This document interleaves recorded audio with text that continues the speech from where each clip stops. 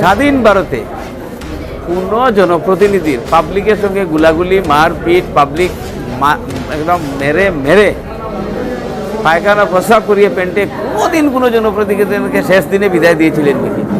ইট means Aminul Haque Laskar versus সোনাইয়ের মানুষ। এটা তো আমার মুখের কথা না, এটা তো লাইভ আপনাদের টিভি থেকে আমি দেখেছি যে গণদুলাই দিয়ে মেয়েদের পেটিকুট পরিয়ে ওনাকে গত ইলেকশনের দিন বিদায় দিয়েছিলেন। সেটা তো অস্বীকার করার কথা না, সেটা তো লুকানো কথা না। সেই মারপিট করা পাবলিক এবং এই নেতার মধ্যে যে মারপিট, সেটা তো এখনও আছেই। আমি শুধু অনুরোধ করব জোড়হাত করে, বলে এইবার হাত উঠাবেন না, ভোটের বাক্সে হিসাব দিয়ে দিলেন। কংগ্রেসের সঙ্গে কোনো ইলেকশনই আমার না, উনি কংগ্রেসের কোনো ক্যান্ডিডেটও না। উনি কংগ্রেসের থেকে টাকা দিয়ে টিকিট ম্যানেজ করেছেন, হিউজ টাকা দিয়ে। সোনাইয়ের মানুষের এনআরজিএসের অনেক টাকা ওনার করে আছে, কোটি কোটি টাকা ওনার করে আছে। তো সেই টাকা দিয়ে সোনাইয়ের কংগ্রেসীদের রাজনৈতিক কেরিয়ার হত্যা করে তিনি টিকিট এনেছেন। তার জবাব জনসাধারণের সঙ্গে এক তো কাজিয়া, 2 নম্বর কংগ্রেস কর্মীদের থেকে মারপিট। সবাই মিলে এমজিএন রেগার টাকা, হায়াত এন্টারপ্রাইজের নামে, জন্নত এন্টারপ্রাইজের নামে 28 কোটি টাকা ইনকোয়ারি চলছে এখনো। আমি তো বলি না, সবসময়ই তো বলি যে সোনাইতে কোনো চুর ডাকাতকে কোনো দিন এবার না, এবার তো দেবেই না, প্রশ্নই নাই। আগামী দিনেও আমি রাজনীতিতে থাকি না থাকি, এই ধরনের কোনো চুর ডাকাতকে জীবনেও ভোট দিবেন না সোনাইয়ের মানুষকে। আমি জোড়হাত করি 100 বছর। আমি কিচ্ছু করিনি, আমি কিচ্ছু করিনি তো, ঠিক কথা তো। মাত্র 1200 কোটি টাকার কাজ করেছি। আর আমি চ্যালেঞ্জ করে বলছি, মরহুম মইনুল হক চৌধুরীর পরে সোনাইতে নট অনলি আমিনুল হক লস্কর, যতজন এমএলএ ছিলেন, যা এমএলএ ছিলেন এক্সেপ্ট মইনুল হক চৌধুরী, সবাই মিলে সারা সর্বকালের সব এমএলএ যদি যোগ করি 1200 কোটি টাকা হবে না। আমি আপনাদেরকে লিস্ট দিয়ে দিই। এটা কাজ না, আসলে আমিনুল হক সাহেবের কাজ কি জানেন? এনআরজিএসের সিসি ব্লকের রাস্তা হলে বলে ভারতের সবচেয়ে বড় ডেভেলপমেন্ট হয়েছে, কারণ এটা থেকে টাকা উঠে না গড়ে নেওয়া যায়। এনআরজিএসের রাস্তার সাইনবোর্ডের টাকা নেওয়া যায়, রাস্তার টাকা উঠিয়ে নেওয়া যায়। এগুলো ডেভেলপমেন্ট, এগুলো না। ডেভেলপমেন্টের পরিভাষা আপনাদেরকে বদলে দিয়েছেন সোনাইতে গত 16 থেকে 21। আপনারাও কোয়েশ্চেন এইভাবে করেন, ডেভেলপমেন্ট কী হলো জানেন? সোনাইতে 540 কোটি টাকার একটা 4 লেন রাস্তা এবং ব্রিজ, যেটা অরিজিনালি প্রপোজ ছিল ISBT to Aizawl, ISBT to Tripura.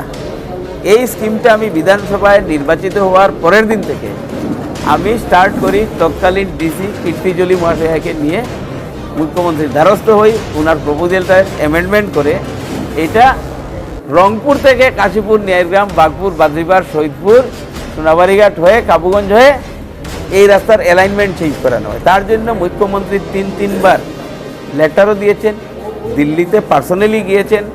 হ্যাঁ, তার জন্য আমি স্যালুট করি মুখ্যমন্ত্রীদের। আর এই যে রাস্তা, এটার রংপুর থেকে এই ন্যায়গ্রাম, বাগপুর, বাদ্রিপাড় হওয়াতে 4 লেন ব্রিজ, 4 লেন রাস্তা, 30 কিলোমিটার, 540 কোটি টাকার ইনক্লুডেড হয়েছে সোনাই পার্ট থেকে।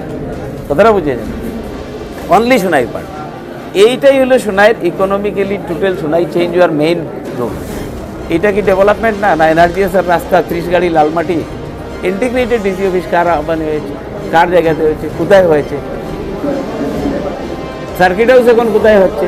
শিলচর বাইপাস 14 কোটি টাকা আপনারা রেখেছেন, এখানে কোনো রাস্তা ছিল? গাড্ডা ছিল। সেই গাড্ডাকে আমি 7 মাসের ভিতরে 14 কোটি টাকা খরচা করে ঝকঝকা রাস্তা বানিয়ে দিই। মইনুল হক চৌধুরী হায়ার সেকেন্ডারি স্কুলে 7.5 কোটি টাকার ডাবল স্টুডেন্ট বিল্ডিং কমপ্লিট হওয়ার পথে। নিত্যগোপাল হায়ার সেকেন্ডারিতে 3.5 কোটি টাকার বাদ্রি ব্রিজ পেন্ডিং ছিল। উনি যদি সরকার পক্ষের এত বড় নেতা ছিলেন, উনার সময় তো বাদ্রি ব্রিজ মানুষের রোজ মেমোরেন্ডাম দিত যে বাদ্রি ব্রিজে প্রতিষ্ঠা করে দেও। মাত্র 4 কোটি টাকার কাজ, 500 কোটি টাকার কাজ না, ওটা তো বাদ দেন, ওনার স্বপ্নেরও বাইরে। মাত্র 4 কোটি টাকার বাদ্রি ব্রিজ অ্যাপ্রোচ।